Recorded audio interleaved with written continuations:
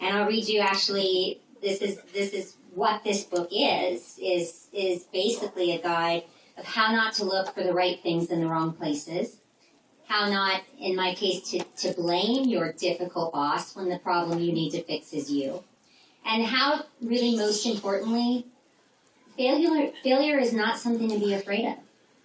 You know, it can be your friend. And it took me a long time, and I still am embracing that. But I grew up in a loving, wonderful Greek Orthodox family, but let's face it, we were addicted to worrying and negativity. And all of those things were just rote, in my home. Loving and wonderful and successful as my family was, they were addicted to that worry. And so this book also is about we can all change and speak other languages. And through disappointment and through failure, and it's a daily thing, I try to speak a different language. It's so funny, but I'm in physical therapy right now, thanks to my orthopedic surgeon husband back there. He told me Advil and physical therapy before surgery. So anyway, the physical therapist said that posture is so important, and he said daily, you're going to drift, but then remember when you can check in to fix that posture. And I think that that's about thinking. I think that applies to negativity, to how we teach ourselves to think about things. And so people will say, well, wow, you're positive. How did you figure it out? No, this is daily. This is daily checking in and embracing that things are difficult, but winning anyway. And I don't know if you guys know the story, but, flipping out was originally a concept that I came up with my ex-husband. And Jeff Lewis had no interest in being on television. He was a successful house flipper. It was before the market crashed in 2009 area. And, I talked him into doing this promo the night before for our show at the time that we were trying to pitch. And he was in a fight with a subcontractor who had washed his uniform in one of Jeff's homes he was about to put on the market. So he just said, fine, I'll do it. And so we shot this pilot, The Wannabes, and as we were starting to go out with it, people saw Jeff Lewis and they said, we want this guy. And so he said, what am I going to do? I said, well, go for it, So we shot the pilot sizzle presentation, is what they call it, sizzle reel, for Flipping Out. And we were shopping both out to the networks, and Flipping Out sold. And that was a very hard moment. And there's something in the book we talk about blooming where you're planted. And I think that's a very important thing for all of us to know. You have two choices. You can bloom and do the best where you're planted. And that's thought of as it's a gardening tip and also a verse in the Bible. But blooming where you're planted is doing the best and being grateful for where you are. And that's the fastest way to get you to where you want to be. And, sometimes your plan A can be plan B in disguise. And I know that was it for me. But that was a very hard moment when here's a guy who had everything and didn't want the dreams that I had in my heart. And they said, we want this show, not yours.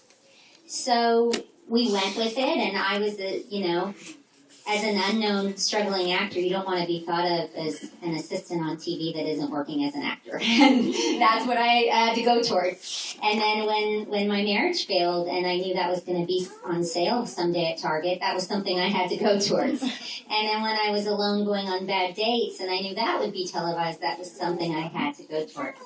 However, I met the love of my life, who's standing back there, and my baby girl, who she's taking a little Seattle nap, seafaring.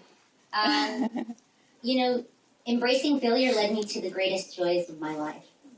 And that's why I wrote this book. And it was the hardest thing I've done, and we almost trashed it 3 times, and I wanted to wear this bear suit, for instance. And for 3 months, the publisher said, no.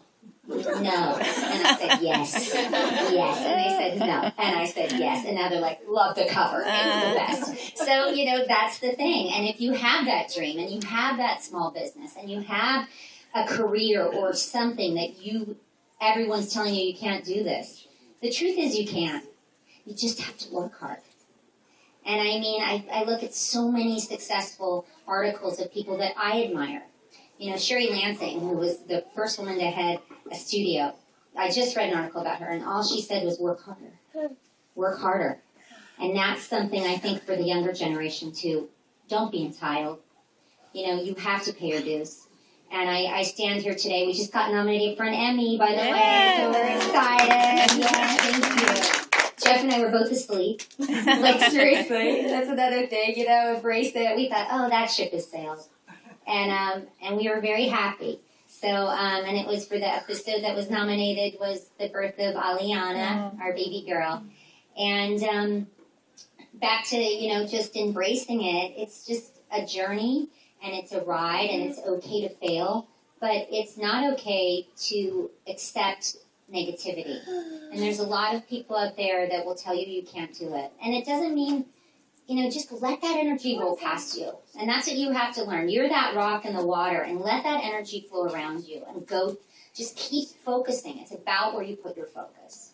And it's so easy to get misfocused. But if you make it about what that is, if it's your business, if it's your product, if it's your job, getting to be the best that you can at that, putting your focus towards that, it will pay off. Because at the end of the day, it's about product. And at the end of the day, that applies to relationships too. You know, where do you put your focus? What do you make big deals out of when you're fighting? You know, and I found that in my own relationship with Jeff. You know, if you've seen our show, we disagree a lot. And people say, how do you do it? And I'm just as difficult and narcissistic and crazy, you'll see as you read this. But it's about where I put the focus. And a lot of times as an employee, you have to put yourself in the position of your employer.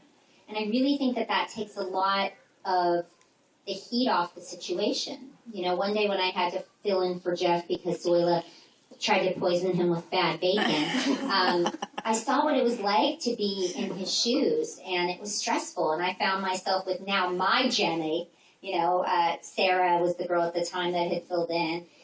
She was, you know, getting to things and slow. I said, just give me the phone, you know, and I saw myself like in that position for a second and said, wait a minute, you know, I gotta check myself. So I think that taking the responsibility onto you is very important. So I'll read a list that